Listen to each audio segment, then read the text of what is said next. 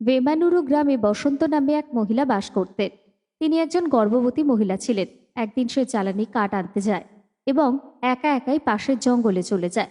পরে যখন সে কাঠের স্তূপ তুলতে থাকে তখন দূর থেকে একটি সিংহের গর্জন শুনতে পায়। বসন্ত ভয় পেয়ে একটা গাছের আড়ালে লুকিয়ে পড়ে। পরে দূর থেকে গর্জন শুনতে পায় সে। পরে সে দেখতে পেল সিংহ গরুকে তাড়া করছে।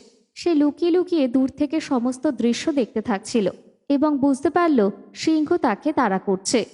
সেই সময় দেখতে পায় যে গরুটি গর্ভবতী ছিল এবং গরুটি ঠিকমতো চলতে না পেরে একটি কুয়োর মধ্যে ঝাঁপ দেয় এবং সিংহটি তাকে ধরতে পারে না। সে হতাশ হয়ে ফিরে আসে। পরে সিংহটি সেখান থেকে চলে যায় এবং সে গিয়ে দেখে যে গরুটি কূপে পড়ে আছে এবং সেখানে সেই গরুটি সংকটজনক অবস্থায় রয়েছে। অনেক কষ্টে সে কূপ থেকে গরুটিকে বের করে এবং গরুটিকে বাঁচায়। পরে কূপ থেকে বের হওয়ার সাথে সাথে সে বাছুর প্রসব করে।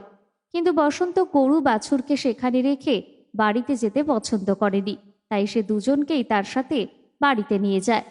সেদিন থেকে বসন্ত ওই দুজনের যত্ন নিচ্ছিল।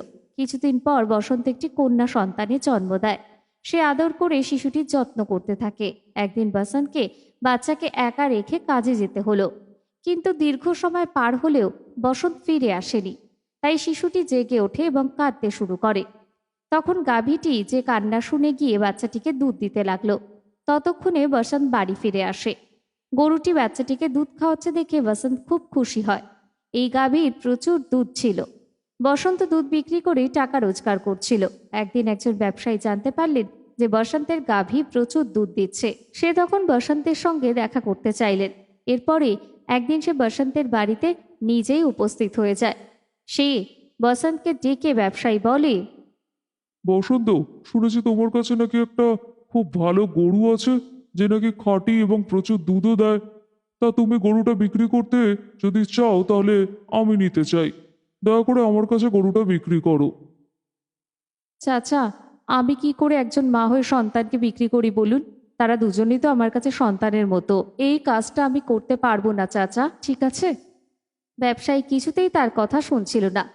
তারপরে সে একটু বিরক্তই বোধ করতে লাগলো। কিন্তু লোকটি ছিল পুরোপুরি নাছোড়বান্দা। সেই লোকটি ক্রমাগত তাকে ওই গরুটা তার কাছে বিক্রি করতে বলে। কিন্তু বসন্ত কখনোই টাকার লোভ করেনি। গরু এবং বাছুর বিক্রি করতে অস্বীকার করে এবং সেই লোকটিকে সেখান থেকে দূরে পাঠিয়ে দেয়। বসন্তের কথা শুনে গরুটি খুব খুশি হয়ে চোখের জল ফেলতে লাগলো। সে গরুকে খুবই ভালোবাসতো এবং গরুটিও তার প্রতি স্নেহশীল ছিল। এমন সময় একদিন বসন্তের মেয়ে খেলতে খেলতে হঠাৎ কূপে পড়ে যায়। বসন্ত দেখে চিৎকার করতে থাকে, হে ভগবান, আমার মেয়ে কূপে পড়ে গেছে। সে জোরে জোরে চিৎকার করতে লাগলো। তার কান্না শুনে প্রতিবেশীরা এসে তাকে কুয়ো থেকে বের করে আনে। সে তার মেয়েকে দেখে বলে, বাবু, চোখ খোল, আমি কি পাপ করেছি? চোখ খুলে একবার তাকা আমার দিকে। সে কাঁদতে লাগলো। সে চেষ্টা করছিল কিন্তু মেয়েটি চোখ খুলছিল না এবং নড়ছিল না। তখন সে ভাবতে থাকে তার মেয়ে মারা গেছে এবং সে বলতে থাকে, না, আমার মেয়ে মারা যায়নি। আমার মেয়ের কিচ্ছু হয়নি, কিচ্ছু না, কিচ্ছু না। সে আবার কাঁদছিল। এই সব গরু দেখতে পায় এবং চোখের জল ফেলতে থাকে। এই গরুটি বাঁধা ছিল। সে দড়ি টেনে সোজা বনে চলে যায় এবং সেখানে বনদেবীর কাছে প্রার্থনা করে। হে দেবী, তুমি এত ছোট মেয়েকে এত তাড়াতাড়ি নিয়ে নিলে কেন? সে তো কারোর কোনো ক্ষতি করেনি। আমি যখন ভেবেছিলাম আমি বাচ্চা হারাবো, তখন সে আমাকে বাঁচিয়েছিল। সে তার নিজের সন্তানের মতো আমার যত্ন নিচ্ছে। তাদের মতো ভালো মানুষের জন্য এটা কি ঠিক? শিশুটিকে বাঁচানো আপনার কর্তব্য। তাকে বাঁচান দয়া করে। আমি আপনার কাছে হাত জোড় করছি। বনদেবী তাকে বলে, এটি সম্ভব নয় আমার প্রিয় গরু। সবই সর্বশক্তিমানের হাতে। একবার জীবন হারিয়ে গেলে তার ফিরে পাওয়া সম্ভব নয়, কেমন? তার জীবন না নিয়ে আমার প্রাণ নাও, নইলে এখন নিজের জীবন নিয়ে নেব আমি। গরু এইভাবে তার কাছে খুব মিনতি করতে থাকে এবং দেবীও তখন ভাবতে থাকে যে গরু সেই বাচ্চাটিকে কতই না ভালোবাসে। সে গরুর কথা ভেবে খুব দুঃখ বোধ করে। দেবী তখন ভাবে কি করে গরুকে শান্ত করা যায়। গরুটি দুঃখ নিয়ে দেবীকে বলতে লাগলো। তখন দেবীর করুণা হয়। যখন গাভীর মেয়েটির প্রতি এত ভালোবাসা দেখে তার শক্তি ছিল সেই মেয়েটি আত্মার কাছে পাঠিয়ে দেয়। তারপর মেয়েটি বাতাসে নিঃশ্বাস ফেলে।